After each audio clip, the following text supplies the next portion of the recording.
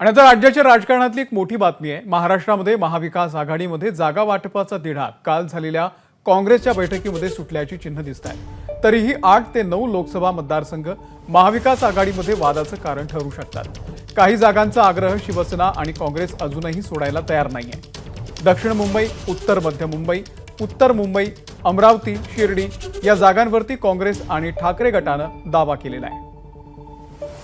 तर महाराष्ट्रामध्ये महाविकास आघाडीत जागा वाटपाचा तिढा अजूनही सुटलेला नाहीये। 8 ते 9 लोकसभा मतदारसंघ महाविकास आघाडीमध्ये वादाचे कारण ठरू शकतात। काही जागांचा आग्रह शिवसेना आणि काँग्रेस अजूनही सोडायला तयार नाहीये।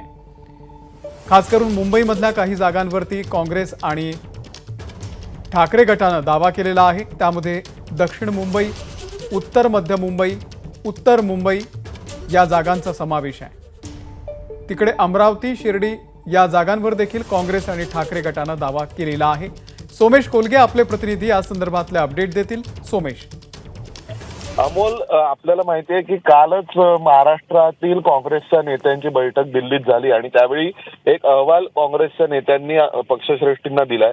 त्यानुसार एक 16 ते 17 जागा अशा आहेत की ज्या काँग्रेसने त्यावर 100% दावा ठोकलेला आहे। तर 22 ते 23 जागा अशा आहेत एकूण की ज्यावर काँग्रेसचा तसा दावा आहे, पण कदाचित या बाकी 2 पक्षांचा विचार करता, शिवसेना, उभाटा आणि राष्ट्रवादी काँग्रेस शरद पवार गटाचा विचार करता या काही जागांवरती वाद होऊ शकतात, ज्यामध्ये दक्षिण मुंबईची लोकसभा जागा आहे, उत्तर मध्य मुंबईची आहे किंवा दक्षिण मुंबईमध्ये काँग्रेस आणि शिवसेना उभाटा यांच्यामध्ये होऊ शकतात। उत्तर मुंबईची एक जागा आहे ज्यावरून कालच संजय निरुपमांनी उघडपणे स्टेटमेंट दिलेलं आपण पाहिलं।